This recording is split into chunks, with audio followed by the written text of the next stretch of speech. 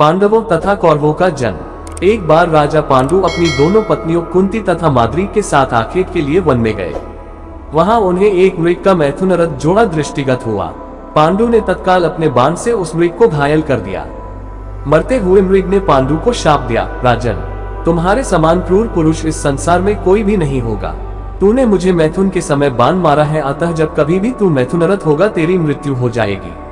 इस शाप से पांडु अत्यंत दुखी हुए और अपनी रानियों से बोले, हे देवियों, अब मैं अपनी समस्त वासनाओं का त्याग करके इस वन में ही रहूंगा, तुम लोग हस्तिनापुर लौट जाओ। उनके वचनों को सुनकर दोनों रानियों ने दुखी होकर कहा, ना, हम आपके बिना एक क्षण भी जीवित नहीं रह सकती। आप हमें भी वन में अपने साथ रखने की कृपा कीजिए। पांडु ने उनके अनुरोध को स्वीकार करके उन्हें वन में अपने साथ रहने की अनुमति दे दी। इसी दौरान राजा पांडु ने अमावस्या के दिन बड़े बड़े ऋषि मुनियों को ब्रह्मा जी के दर्शनों के लिए जाते हुए देखा। उन्होंने उन ऋषि मुनियों से स्वयं को साथ ले जाने का आग्रह किया।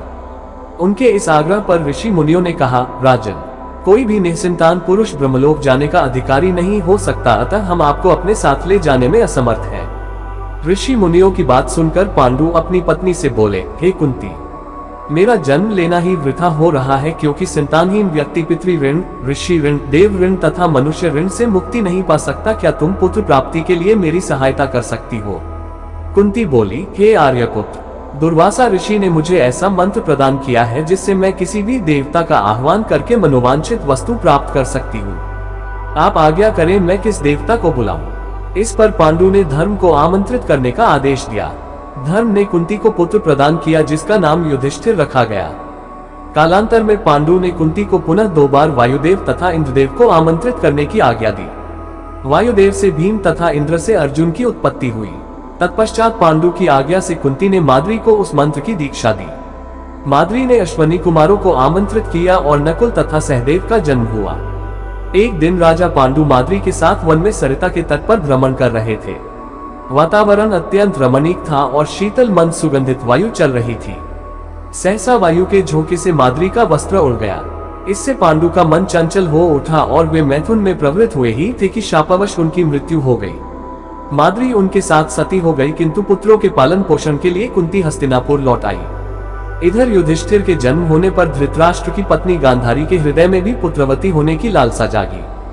गांधारी ने वेदव्यास जी से पुत्रवती होने का वरदान प्राप्त कर लिया।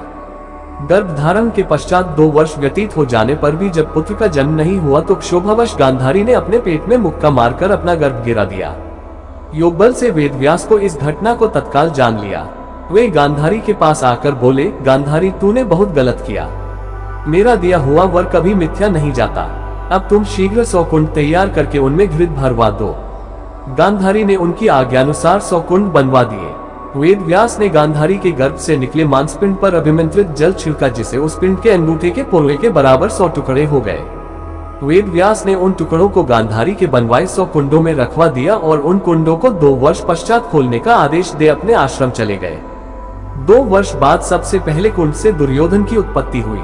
दुर्योधन के जन्म के दिन ही कुंती का पुत्र भीम का भी जन्म हुआ। दुर्योधन जन्म लेते ही गधे की तरह रेंगने लगा। ज्योतिषियों से इसका लक्षण पूछे जाने पर उन लोगों ने धृतराष्ट्र को बताया, राजन, आपका ये पुत्र कुल का नाश करने वाला होगा, इसे त्याग देना ही उचित है। किंतु पुत्रमोह के कारण धृतराष्ट्र उसका त्याग नहीं कर सके। फिर उन कुंडों से धृतराष्ट्र के शेष 99 पुत्र एवं दुश्शला नामक एक कन्या का जन्म हुआ।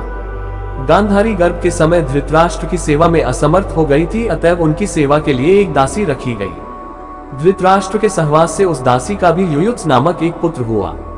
युवा होने पर सभी राजकुमारों का विवाह यथायोग्य कन्याओं से कर दिया गया। दुश्शला का विवाह जयद्रथ के साथ हुआ।